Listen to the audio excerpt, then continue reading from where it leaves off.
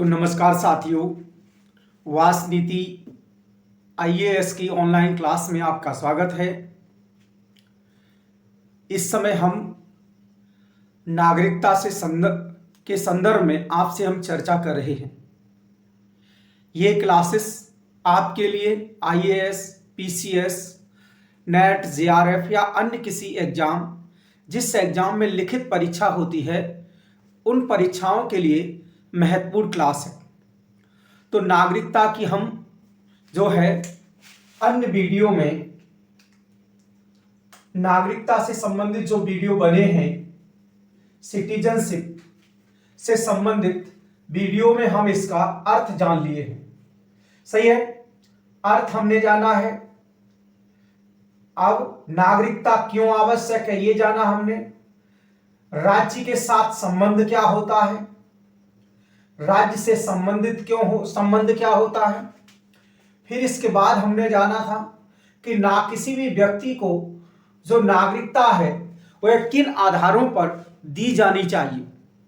इसके बाद नागरिकता भारत में किस किस तरीके से दी जा सकती है। एक, संविधान लागू होने से पूर्व के लोगों को संविधान के तहत आर्टिकल 5 से लेकर के 8 के बीच में जब देश विभाजित हुआ था, तब जो लोग पाकिस्तान से आए थे उनको आर्टिकल 5 से लेकर के 8 के बीच में कई प्रावधान हमने आपको बताए थे, उनके तहत नागरिकता दी जाती। सही है। इसके बाद जब संविधान लागू हो गया 26 जनवरी, ये कब तक है, 26 जनवरी 1950 तक। अब इसके बाद के लोगों को नागरिकता देना है, उसके लिए कानून बनाया गया 26 जनवरी 1950 के बाद। सही है, के लोगों के लिए कानून बनाया गया, नागरिकता अधिनियम। क्या बनाया गया, नागरिकता अधिनियम 1955। सही है, नागरिकता अधिनियम 1955। तो इस नागरिकता अधिनियम पर भी हम एक व्यापक चर्चा कर लिए हैं। सही है, इसका जो है, इस कानून का जो सेक्शन 3, सेक्शन 4, सेक्शन 5, सेक्शन 6 और सेक्शन 7, इसके तहत जो है नागरिकता देने का प्रावधान है, जिसके सेक्शन 3 में जन्म के आधार पर नागरिकता दी जा सकती है।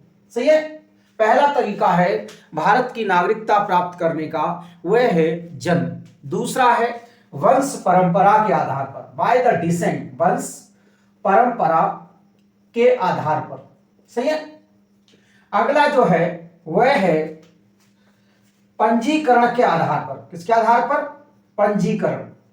और फिर है देशीयकरण। और लास्ट जो है भूमि अर्जन।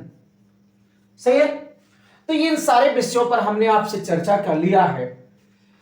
हाल ही में 2019 में इसमें क्या किया गया है, परिवर्तन किया गया है।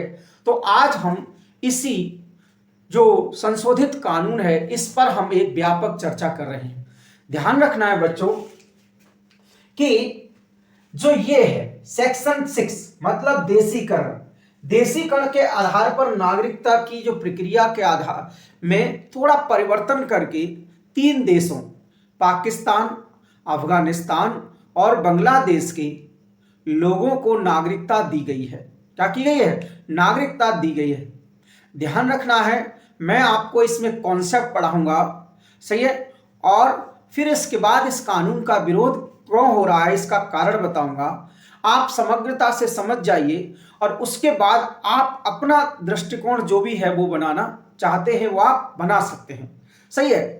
मैं यहां पर पॉलिटिकल लेवल पर बात नहीं करूंगा, मैं बात करूंगा कि इस कानून की वास्तविक जो कानूनी व्यवस्था क्या है। सही है, इसके नेगेटिव पॉजिटिव सारे बिंदुओं पर हम आपसे चर्चा करेंगे। फिर आपको डिसाइड करना है कि ये कानून सही है कि नहीं सही। सही है। तो देखिए, तो नागरिकता संशोधन अधिनियम 2019। सही है, नागरिकता संशोधन अधिनियम 2019 नागरिकता संशोधन अधिनियम 2019। सही है। Citizenship amendment act, citizenship amendment act 2019, CAA 2019। आपको ध्यान रखना है कि जब कोई कानून बनाया जाता है तो उसके लिए पहले संसद के अंदर, संसद के दोनों सदनों में प्रपोजल लाया जाता है। जब ये प्रपोजल लाया जाता है तो इसे हम विधेयक कहते हैं। क्या है? विधेयक। तो इसका नाम जो था वो था सीएबी, सिटीजनशिप अमेंडमेंट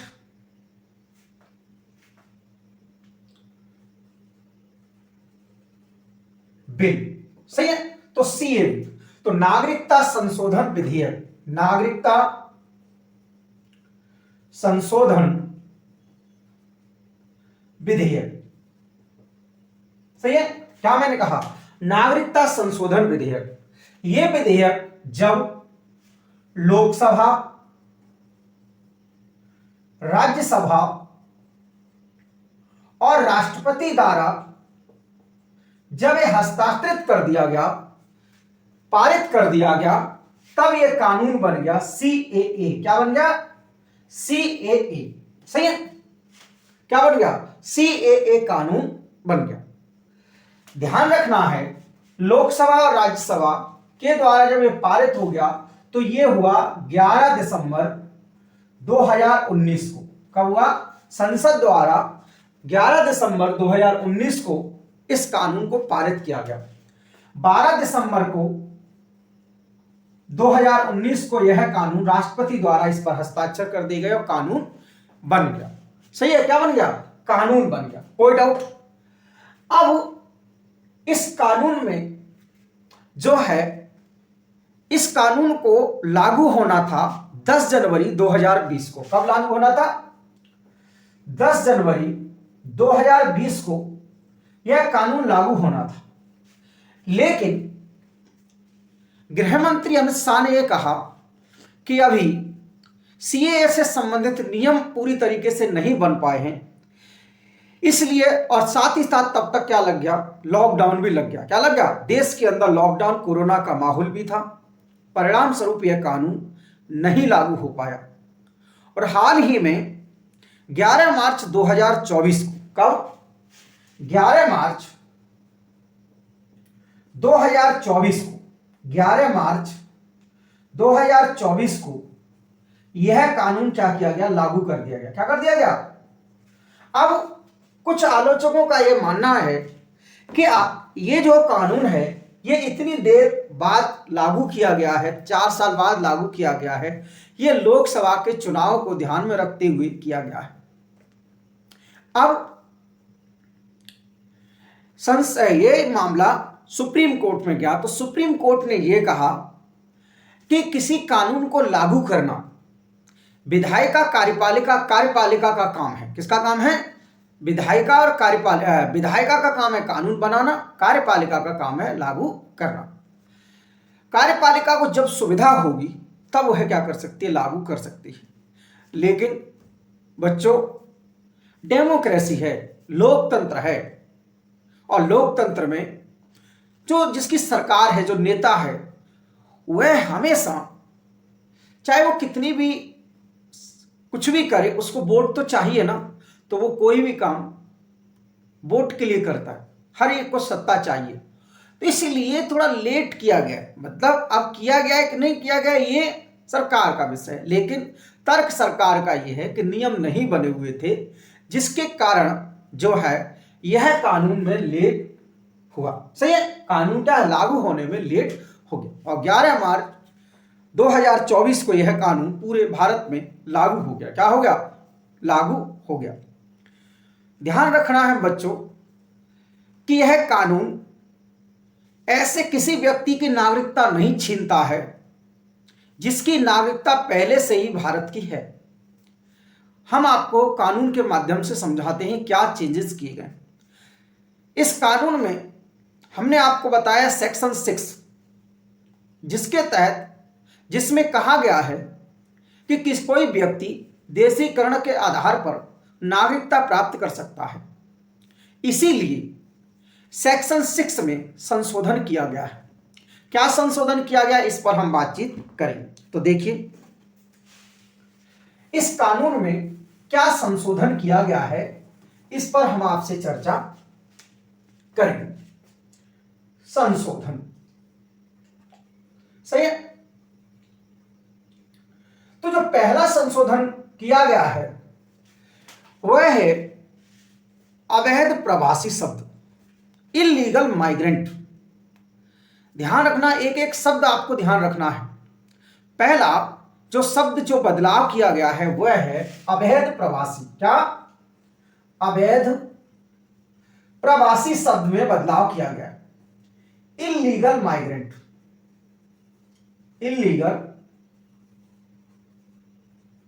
माइग्रेंट से अवैध प्रवासी की जो परिभाषा है इसमें बदलाव किया गया है।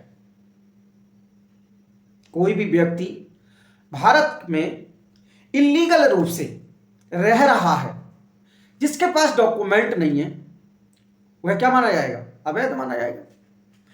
इसकी परिभाषा में संशोधन किया गया है। दूसरा, नागरिकता प्रदान करने वाला एक प्रावधान देशीयकरण, देशीयकरण, नेचुरलाइजेशन, जिसे हम प्रकृतिकरण कहते हैं, जो कि नागरिकता प्रदान करने का एक माध्यम है, एक प्रोसेस है, प्रक्रिया है। इसमें भी क्या किया गया है? बदलाव किया गया है। सही है। अगला जो बदलाव किया गया है वह किया गया है ओसीआई कार्ड। सही है। ओसीआई कार्ड के संदर्भ में, कार्ड के संदर्भ में ओसीआई कौन होते हैं? सही है। Overseas citizen, overseas citizenship of India. सही है। मतलब समुद्र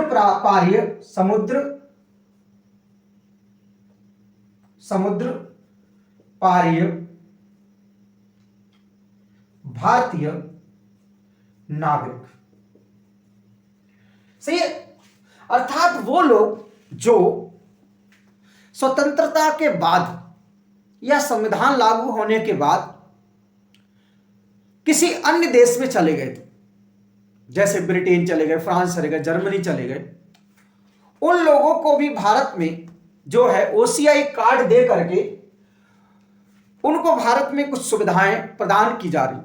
सही है। ध्यान रखना कि ये लोग जो हैं पूरी तरीके से 100% नागरिक नहीं है, इनको कुछ सुविधाएं प्रदान की जाती हैं भारत के अंदर। सही है। तो ये 3 बदलाव हैं। सही है। ये 3 बदलाव, मेजर बदलाव किए गए। अब देखिए क्या क्या। पहला, ध्यान रखिए, आपको एक एक बिंदु पर बहुत ध्यान से बातों को सुनना है, तभी आप समझ पाएंगे। सही है। क्योंकि यह बहुत ही विवादास्पद विषय इस समय है। ज्यादातर जो लोग हैं उनको इस कानून के वास्तविक जो है, कानून की वास्तविक नॉलेज नहीं है, ज्ञान नहीं है। उनको सिर्फ कुछ बिंदुओं के बारे में मालूम है, लेकिन हम आपको एक समग्र जो है विश्लेषण कर रहे हैं। सही है। तो देखिए, पहला है अवैध प्रवासी। क्या है? अवैध प्रवासी। देखिए, अवैध प्रवासी कौन होता है? कोई व्यक्ति जो भारत में प्रवेश कर गया है। क्या किया गया है? कोई भी व्यक्ति अवैध रूप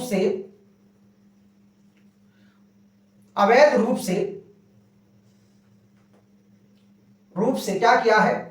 प्रवेश किया है। जो यहां पर क्या कर रहा है?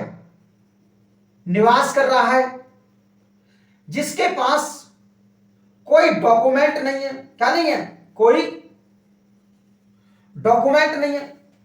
देखिए, भारत में कोई व्यक्ति कैसे प्रवास कर सकता है? प्रवास करने, जब कोई व्यक्ति विदेश से भारत में प्रवासी है, तो इसका मतलब उसके पास क्या होना चाहिए? अपना पहचान पत्र होना चाहिए। क्या होना चाहिए? इसके पास वीजा होना चाहिए। क्या होना चाहिए? वीजा। और क्या होना चाहिए? पासपोर्ट होना चाहिए। यदि किसी व्यक्ति के पास अपने देश का पहचान पत्र नहीं है, उसके पास वीजा नहीं है, उसके पास पासपोर्ट नहीं है, तो वह व्यक्ति क्या माना जाएगा? अवैध माना जाएगा, इलीगल माना जाएगा, इलीगल माइग्रेंट माना जाएगा। तो कोई व्यक्ति अवैध रूप से भारत में प्रवेश किया है, भारत में रह रहा है, भारत में, सही है, उसके पास कोई डॉक्यूमेंट नहीं है, भारत की यात्रा कर रहा है, कहीं ताजमहल देख रहा है, कहीं लाल किला देख रहा है, सही है, क्या नहीं है, कोई डॉक्टर, तो ऐसा व्यक्ति अवैध माना जाएगा। दूसरा तरीका क्या हो सकता है कि जिसके पास वैध डॉक्यूमेंट तो हो, क्या हो, वैध डॉक्यूमेंट, जैसे वीजा है, पासपोर्ट है, पहचान पत्र, सब कुछ हो, लेकिन इनकी जो डेट है वो क्या हो गई हो? एक्सपायर हो गई हो। क्या हो गई हो? समय सीमा समाप्त हो गई हो। क्या हो? समय सीमा समाप्त हो गई हो।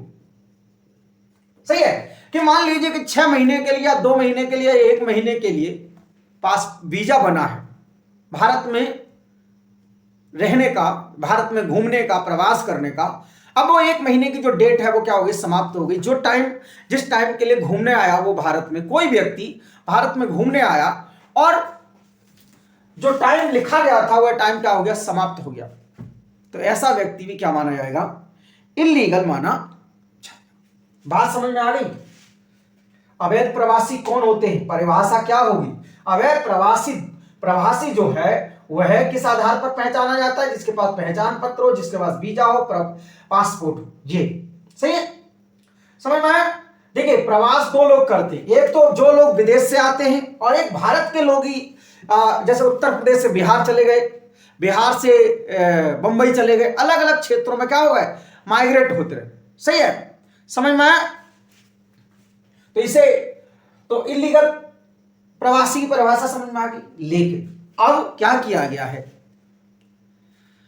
जो नागरिकता अधिनियम 1955 में जो परिभाषा लिखी गई है, उस परिभाषा में कुछ संशोधन किया गया। क्या किया गया है? संशोधन किया गया है। सही है, देखिए इसमें कुछ लोगों को क्या किया गया, ये इसका वो नोट डाउन कर लीजिए। तो देखिए, अवैध प्रवासी की जो परिभाषा है उसमें थोड़ा बदलाव किया गया। इसमें कहा गया है कि कुछ लोगों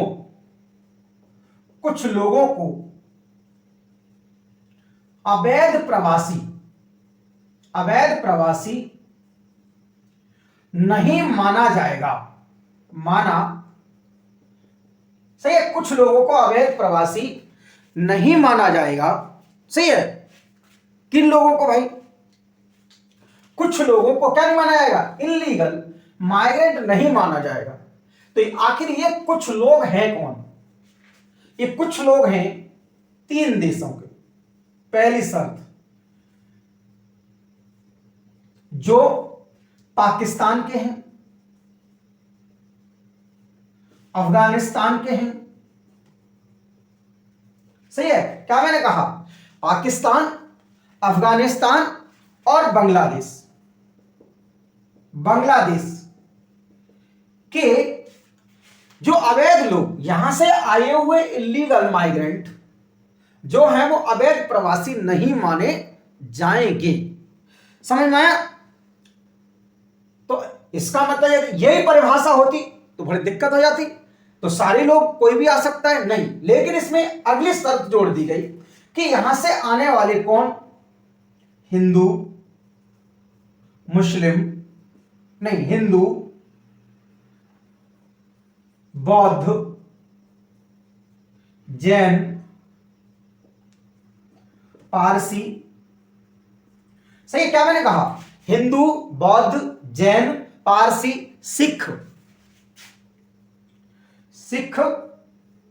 ईसाई। सही है, क्या मैंने कहा? हिंदू, बौद्ध, जैन, पारसी, सिख और ईसाई, 6 समुदाय। कौन? 6 समुदाय। तो 6, और ये भी कौन? धार्मिक समुदाय हैं। 6 धार्मिक समुदाय के जो व्यक्ति हैं, समुदाय के जो लोग हैं, वो यदि भारत के अंदर इलीगल रूप से रह रहे हैं तो ऐसे लोगों को इलीगल नहीं माना जाएगा। क्या नहीं माना जाएगा? इलीगल नहीं माना जाएगा। सही है, इतनी बात ध्यान रखना। कहा क्या मैंने कहा? पाकिस्तान, अफगानिस्तान और बांग्लादेश, 3 देश। 3 देश के वो लोग जो हिंदू हैं, बौद्ध हैं, जैन हैं, पारसी हैं, सिख हैं, ईसाई, 6 समुदाय से संबंधित हैं। क्या है? 6 समुदाय से संबंधित हैं। सही है, लेकिन ये लोग भारत में 31 दिसंबर 2014, क्या मैंने कहा? 31 दिसंबर, तीसरी शर्त, पहली शर्त, दूसरी, तीसरी क्या है? इस बात को जरूर ध्यान रखना, 31 दिसंबर 2014 से, सही है, 14 से पहले भारत में आ गए, से पहले भारत में आ गए हैं। ध्यान रखना, 31 दिसंबर के बाद जो आए हैं उनको नहीं। 31 दिसंबर 2014 के बाद कोई आया है तो वो नहीं। इससे पहले का कोई व्यक्ति यदि भारत में आया है तो उसको नागरिकता दी जाएगी। अब ये बताइए, कोई व्यक्ति मान लीजिए कि देश आजाद होने के बाद आया हो और यहां तक रह रहा हो, तो क्या ऐसा व्यक्ति माना जाएगा? नहीं। इसमें कहा गया है कि 31 दिसंबर 2014 से पहले भारत में आ गया हो, साथ ही साथ, सही है, पिछले 5 वर्ष से भारत में रह रहा हो। सही है, अवैध रूप से भारत में क्या है? 5 वर्ष। देशीकरण का परिभाषा क्या है? 11 वर्ष। और 11 वर्ष में क्या कर दिया गया है? छूट दे दी गई। क्या कर दी गई है? सही है, और 5 वर्ष से भारत में रह रहा हो, सही है, तथा आवेदन करके, आवेदन जिस दिन आवेदन किया है उससे 1 वर्ष पहले, क्या? 1 वर्ष पहले, ये कब है? आवेदन करने से पूर्व 1 वर्ष से भारत में रह रहा हो, भारत में रह रहा हो। यह प्रावधान ध्यान से पढ़ना है। ध्यान रखना, अन्य जितने भी व्यक्ति हैं उनके लिए वही पुराना वाला है। पुरानी वाली व्यवस्था क्या है? जो पुराने वाली व्यवस्था है उसमें है कि कोई व्यक्ति कितना? 11 वर्ष भारत में रहा हो और 1 वर्ष से भारत में रह रहा हो, ये तो टोटल 12 वर्ष। सही है, ऐसे व्यक्ति को देशीकरण के आधार पर नागरिकता मिलती। लेकिन इसमें संशोधन कर दिया गया। ध्यान रखना, अन्य जितने भी लोग हैं इन 3 देश के अलावा, उनको इसी आधार पर नागरिकता प्रदान की जाएगी। सही है, लेकिन इन 3 देश के जो हैं ये लोग, हिंदू, बौद्ध, जैन, पारसी, सिख, ईसाई, इनको जो है इस आधार पर दी जाएगी। 5 वर्ष भारत में रह रहा हो और साथ साथ जिस दिन आवेदन, जैसे मान आज आवेदन किया है तो आज आवेदन करने से पीछे 1 वर्ष 12 महीने, क्या है, 12 महीने तक आवेदन से क्या रह रहा हो? भारत में रह रहा हो। तो टोटल कितने साल हो गई? 6 साल। 6 साल से कोई व्यक्ति यदि वह भारत में रख रहा हो, ध्यान रखना, डेट ध्यान रखना है, 31 दिसंबर 2014 से पहले। सही है, यहां पर जो साधारण नागरिक हैं जो भारत के, जिनको पहले से नागरिकता मिल चुकी है, ध्यान रखना है कि जिन लोगों को पहले से नागरिकता मिल चुकी है उन लोगों की नागरिकता पर किसी भी प्रकार का प्रभाव नहीं पड़ेगा। क्या मैंने कहा? कि जिन व्यक्तियों को भारत की पहले से नागरिकता मिल चुकी है उन लोगों को किसी भी प्रकार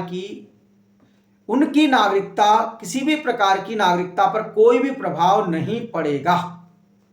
सही है, ये केवल नए लोगों को नागरिकता देने का एक क्या है, माध्यम है। जो लोग पुराने लोग हैं, ऐसा नहीं है कोई व्यक्ति उत्तर प्रदेश में 100 साल से रह रहा है उसकी नागरिकता समाप्त हो जाएगी, नहीं, उनकी समाप्त नहीं होगी। सही है, यहां ध्यान रखना है, यहां ये वाला प्रावधान है। अब इसी के लिए आपको आगे हम बताएंगे एनआरसी का रजिस्टर बनाया जा रहा है। सही है, एनआरसी आपको बताएंगे एनआरसी क्या है। सही है, तो ये कॉन्सेप्ट समझ में आया। तो 4 बदलाव आपको ध्यान में रखना है। पहला, पाकिस्तान, अफगानिस्तान, बांग्लादेश से आए हुए अवैध प्रवासी। अब देखिए, अब इसमें एक क्लॉज जोड़ा गया कि अब कोई व्यक्ति इन देश से आया है तो वह अवैध प्रवासी नहीं माना जाएगा। क्या नहीं माना जाएगा, क्या नोट करके लिख लीजिए, इन देशों से आया हुआ, इन देशों से आए हुए 6 समुदाय के लोग क्या नहीं माने जाएंगे, अवैध प्रवासी नहीं माने जाएंगे, अवैध प्रवासी नहीं माने जाएंगे। और साथ साथ इन पर कोई भी कानूनी कार्रवाई चल रही है, कानूनी कार्रवाई यदि चल रही है तो वह क्या की जाएगी, समाप्त की जाएगी। क्या की जाएगी, समाप्त की जाएगी। इतनी बात समझ में आई बच्चों, सही है। तो 31 दिसंबर, इतना 3-4 बातें हैं। पहला बात क्या मैंने कहा, पाकिस्तान, अफगानिस्तान और बांग्लादेश से आए हुए लोग अवैध प्रवासी। सही है। फिर उसके बाद 6 समुदाय, हिंदू, बौद्ध, जैन, पारसी, सिख और ईसाई, जो धार्मिक समुदाय। अब ध्यान रखना, धार्मिक अल्पसंख्यक शब्द ये सब नहीं यूज किया गया है। सही है, ये केवल ये माना गया है कि वहां पर क्या है, क्यों, क्योंकि वो वहां पर उन देशों में, बांग्लादेश के अंदर ये लोग क्या है, अल्पसंख्यक है। सही है, इसीलिए इसी तरीके से पाकिस्तान में अल्पसंख्यक, इसी तरीके से अफगानिस्तान में अल्पसंख्यक है।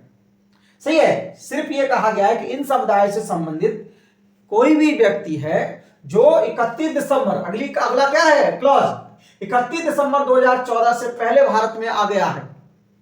सही है, तो इसका मतलब जो अदर लोग हैं उन पर कोई भी प्रभाव नहीं पड़ेगा। सही है। अगला, 5 वर्ष से भारत में रह रहा है, रहना भी चाहिए, 5 वर्ष से रह रहा है। जब आवेदन कर रहा है, उस आवेदन करने से 1 वर्ष पूर्व कंपलसरी रूप से यहां होना चाहिए। कोई डाउट? अब लिखिए, लेकिन यह कानून भारत के कई क्षेत्र हैं जहां पर लागू नहीं होगा। देखिए कहां कहां अपवाद कहां है कि यह कानून कुछ जगहों पर लागू नहीं होगा। देखिए अपवाद क्या है, अपवाद। सही है, पहला,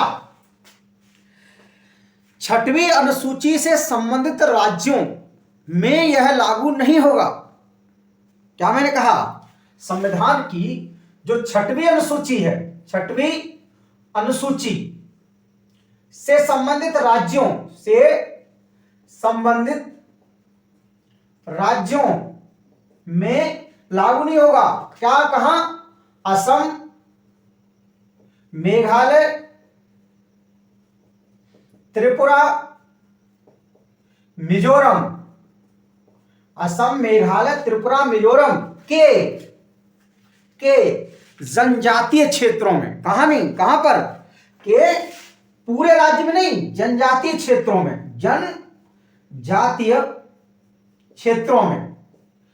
समझ में आया? असम, मेघालय, त्रिपुरा, मिजोरम के जनजातीय क्षेत्रों में यह कानून लागू नहीं होगा।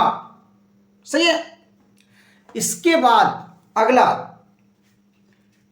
बंगाल पूर्वी सीमांत विनिमय अधिनियम 1873, दूसरे कहां क्षेत्रों में, बंगाल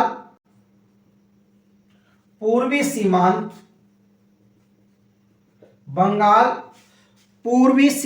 विनियम रेगुलेटिंग 1873। सही है, ध्यान रखना कि सन 1873 में जो बंगाल का पूर्वी सीमांत क्षेत्र है उसके लिए कुछ नियम बनाए गए थे, रेगुलेशंस बनाए गए थे, और कहा गया था इन क्षेत्रों में कोई भी व्यक्ति प्रवेश करना चाहता है पहले तो प्रवेश करने का अधिकार ही नहीं है, और यदि प्रवेश करेगा तो उसको सरकार के द्वारा अनुमति लेनी पड़ेगी। इसे कहते हैं इनर लाइन परमिट। क्या कहते हैं? इन क्षेत्रों में एक लाइन बनाई गई, इनर लाइन परमिट। सही है, क्या बनाएगी? Inner line. जैसे मान लीजिए ये वाला क्षेत्र है, मान लीजिए यहां कोई एक क्षेत्र है जो कि ट्राइबल वाला एरिया। अब इस क्षेत्र में कोई भी व्यक्ति क्या है, अपना मकान, अपना किसी भी प्रकार का कारोबार नहीं कर सकता। सही है, ध्यान रखना कि आपको फंडामेंटल राइट मिला हुआ है कि भारत के किसी भी क्षेत्र में आप क्या कर सकते हैं, निवास कर सकते हैं।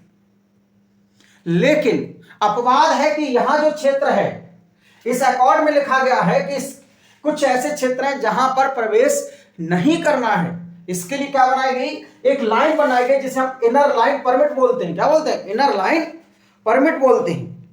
इस क्षेत्र में इनर लाइन परमिट एरिया इस क्षेत्र में भी लागू नहीं होगा। क्या नहीं होगा? लागू नहीं होगा। अब इनर लाइन परमिट वाले एरिया कौन कौन से हैं? ये इनर लाइन परमिट वाले एरिया है अरुणाचल प्रदेश, अरुणाचल प्रदेश, सही है, मिजोरम, सही है, नहीं, नागालैंड, नागालैंड, सही है, मणिपुर, सही है, त्रिपुरा और मेघालय, मेघालय, सही है। मेघालय का पूरा एरिया नहीं, जनजातीय क्षेत्र। कौन सा? जनजातीय क्षेत्र। क्या मैंने कहा? अरुणाचल प्रदेश, नागालैंड, मणिपुर, त्रिपुरा और मेघालय। मेघालय के जनजातीय क्षेत्र में, जिन्हें इनर लाइन परमिट एरिया कहते हैं, इन क्षेत्रों में यह कानून लागू नहीं होगा। सही है, क्या नहीं होगा? लागू नहीं होगा। यदि इस क्षेत्र में, सही है, इस क्षेत्र में प्रवेश यदि करना है तो परमिशन लेनी पड़ती है, तो इन क्षेत्रों में भी यह लागू नहीं होगा। सही है, इतनी बात आपको क्या करना है, ध्यान रखना है। सही है, कोई डाउट? सही है, लिख लीजिए आप लोग। तीसरा बदलाव, ओसीआई, समुद्र पारीय भारतीय नागरिक, समुद्र पारीय भारतीय नागरिक, इसमें भी संशोधन किया गया है, संशोधन किया गया है।